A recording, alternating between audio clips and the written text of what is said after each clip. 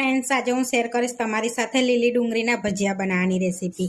તો અહીં આગળ મેં લીલી ડુંગળીને સરસ કાપી લીધી છે આ રીતની। તો 2 કપ અહીંયા મેં લીલી ડુંગળી લીધી છે। હવે પહેલાં આપણે એને ધોઈ લઈશું।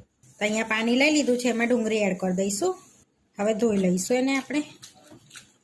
હવે ધોઈ લીધી છે, હવે આપણે કાઢી લઈશું ડુંગળીને। તો આ રીતની કાનાવાળી ટોપલીમાં એને નીતરવા મૂકી દેવાની છે આપણે ડુંગળીને કાઢીને અંદરથી। હવે ડુંગળીને આપણે આ રીતનું પાણી નીકળી જાય ને ત્યાં સુધી નીતરવા દઈશું, નહીં તો આપણે અત્યારે જ બનાવી લઈશું તો બેટર ઢીલું થઈ જશે આપણે, એટલે નીતરવા મૂકીશું 10 મિનિટ માટે।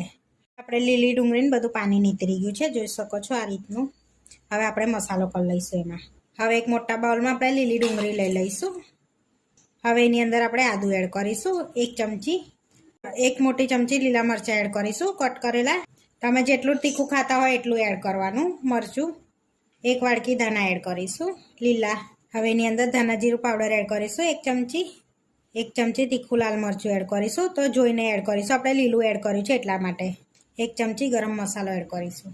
થોડી હળદર એડ કરીશું। અડધી ચમચી અજમો એડ કરીશું હાથેથી ક્રશ કરેલો। ચપટી હિંગ એડ કરીશું। અડધી ચમચી સંચર એડ કરીશું જેથી ટેસ્ટ સારો આવશે।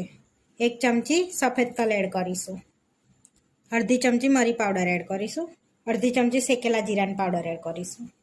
હવે આ બધું પહેલાં આપણે મિક્સ કરી લઈશું આ રીતે, ડુંગળીમાં મસાલો મિક્સ થઈ જશે। હવે એની અંદર આપણે બેસન એડ કરીશું। તો અહીંયા 1 વાડકી મેં બેસન લીધું છે।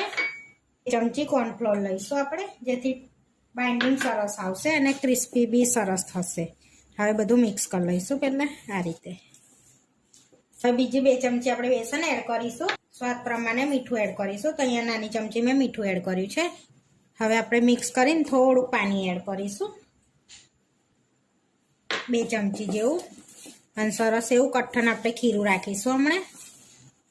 તમે કોર્નફ્લોરની જગ્યા પર ચોખાનો લોટ બી એડ કરી શકો છો। હવે આપણે આ રીતનું થોડુંક થીક રાખી, તો આ રીતે આપણે એને રેસ્ટ આપીશું 10 મિનિટ માટે। આપણે બેટરને જોઈ લઈશું। હવે મિક્સ કરી લઈશું, આપણે જોઈ લઈશું સરસ બેટર આપણે ભજીયા પડાવીને એ રીતનું થઈ ગયું છે। હવે આપણે એની અંદર ચપટી સોડા એડ કરીશું, જેથી બહારથી ક્રિસ્પી અને અંદરથી સરસ પોચા થશે આપણે ભજીયા। 1 ચમચી ગરમ તેલ એડ કરી દઈશું એની પર। હવે મિક્સ કરી લઈશું આ રીતે। હવે આપણે ભજીયા ઉતારી લઈશું। મિક્સ થઈ ગયું છે સરસ। હવે આગળ પહેલેથી તેલ ગરમ કરવા મૂકી દીધું છે અને તેલ ગરમ થઈ ગયું છે। તો હવે આપણે ચેક કરી લઈશું, તો આપણું તેલ સરસ ગરમ થઈ ગયું છે। હવે થોડુંક બેટર લઈને આપણે અંદર એડ કરી દઈશું સરસ એવું। તો થોડું થોડું આપણે એડ કરી દેવાનું છે બેટરને, ભજીયાનો શેપ આવી જશે।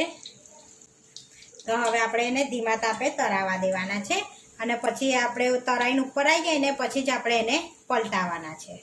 તો આ રીતે તળાઈને ઉપર આવી ગયા છે, તો હવે આપણે પલટાઈ દઈશું અને સરસ એવા ક્રિસ્પી થાય અને ચડી જાય ને ત્યાં સુધીને આપણે તળાવવા દઈશું એને। હવે આપણા ભજીયા તળાઈ ગયા છે, આ રીતનો કલર રાખવાનો છે। હવે આપણે પ્લેટમાં લઈ લઈશું તેલ નિતારીને એને। તો જોઈ શકો છો સરસ એવો ક્રિસ્પી અવાજ પણ આવે છે। આ રીતે આપણે બધા તળ લઈશું। ભજીયા તળાઈને રેડી થઈ ગયા છે, હવે આપણે સર્વ કરી લઈશું। તો અહીંયા પ્લેટમાં આપણે ભજીયા લઈ લઈશું, તળેલા મરચાં લઈ લઈશું, અને ટોમેટા કેચઅપ જોડે આપણે સર્વ કરીશું। તમે લીલી ચટણી જોડે બી સર્વ કરી શકો છો। ટેસ્ટી એવા લીલી ડુંગળીના ભજીયા બનીને રેડી થઈ ગયા છે। આવા વિડીયો જોવા માટે મારી ચેનલને સબસ્ક્રાઈબ કરો, લાઇક કરો અને શેર કરો, અને તમે જરૂરથી ટ્રાય કરો। ફરી મળીશું નવા વિડીયોમાં, અને કોમેન્ટ કરીને જરૂરથી જણાવજો કે તમને આ મારી રેસીપી કેવી લાગી।